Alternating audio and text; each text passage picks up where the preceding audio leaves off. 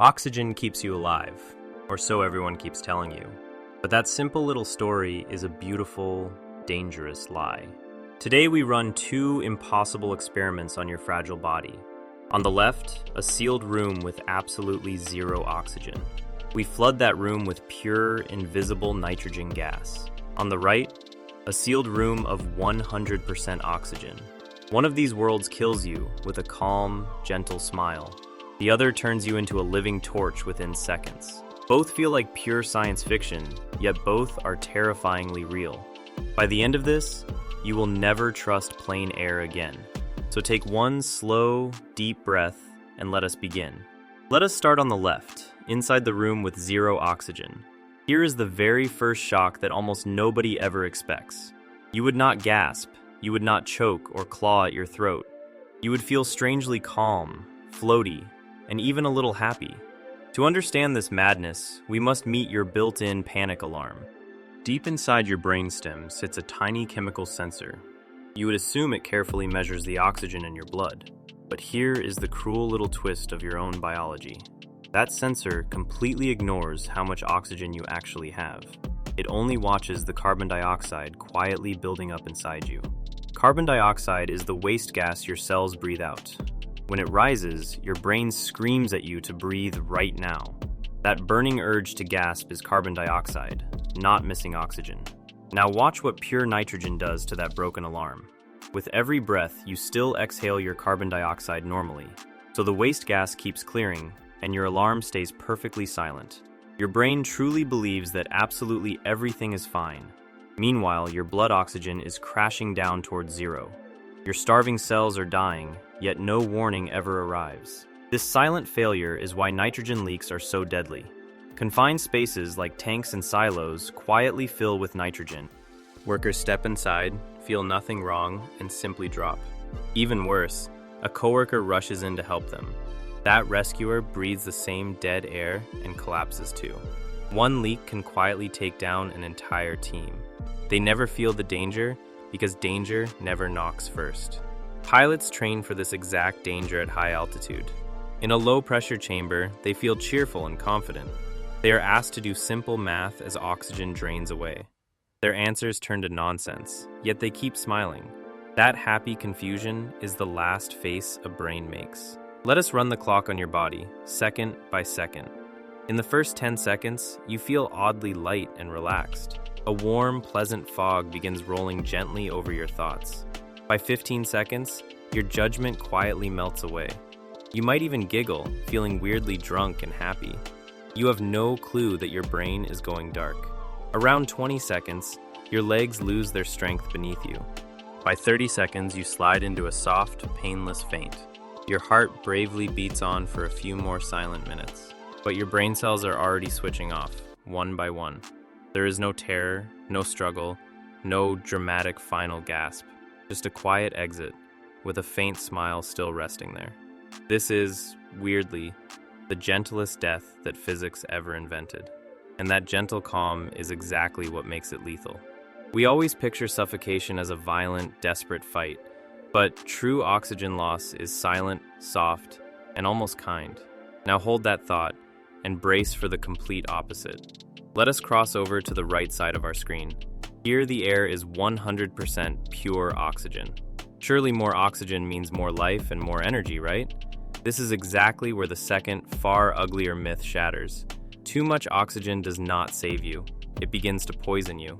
Scientists even gave this slow attack a name: oxygen toxicity. The very gas that powers your cells now starts to corrode them. To see why, picture oxygen as a hungry little electron thief.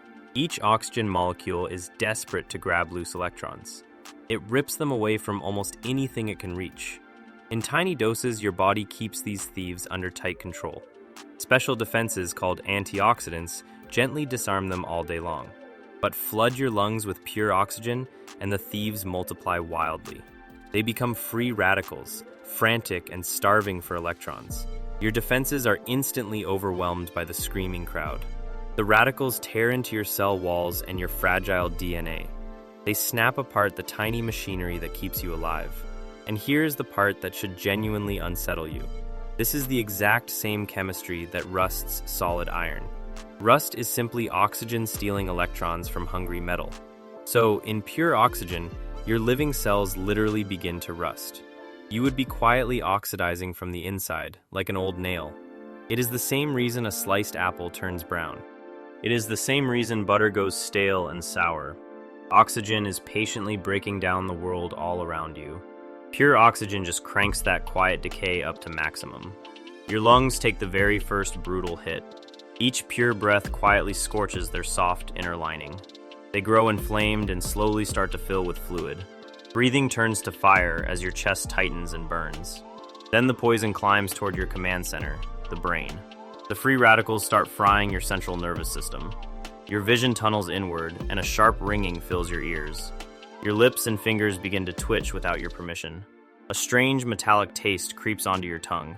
Then comes the signature horror of oxygen poisoning, the seizures.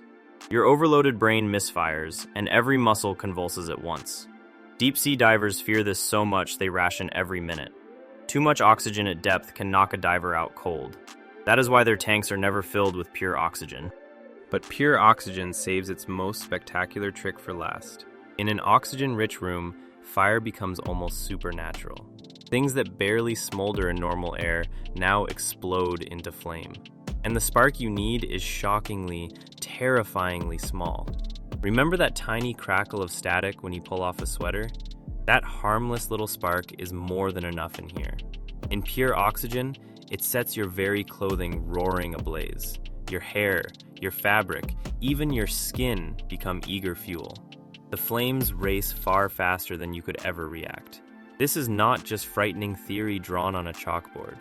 Real spacecraft cabins once used pure oxygen to save weight. Inside one sealed test cabin, a single spark found that air. The fire spread so fast there was no time to escape. That tragedy forced engineers to rethink oxygen forever. Hospitals and labs treat pure oxygen with the same deep fear. A spark that would vanish in normal air becomes a fireball. So place our two worlds side by side one final time. On the left, zero oxygen ends you softly and silently. On the right, full oxygen burns and corrodes you alive. One death feels like dozing off in a warm bath. The other feels like your own body igniting and rusting. Too little, and the lights simply switch off in peace. Too much, and the very fuel of life turns to fire. Two perfect opposites, both arriving at the very same dark place. Life, it turns out, only exists in a razor-thin window. Step outside that narrow band, and biology stops working. And now, for the twist that was hiding in plain sight. The oxygen you are breathing right now is truly corrosive. It is the same gas that crumbles iron into red rust. It slowly oxidizes metal, browns your apple, and ages your skin. We never really tamed oxygen. We just barely coexist with it. We adapted to one precise, lucky dose, 21%. Push it down to 0, and you fade away smiling. Crank it up to 100, and you slowly burn. Nudge that number far in either direction, and you are gone. You are not safe from oxygen. You are balanced on a knife edge. Right now, you are calmly breathing a slow, beautiful poison. Your whole life is one quiet truce with a corrosive gas. Every calm breath is a tiny gamble that keeps paying off. If that just rearranged how you see the air, good. This is the kind of dark science we dig into here. Subscribe right now and let us keep bending your reality together.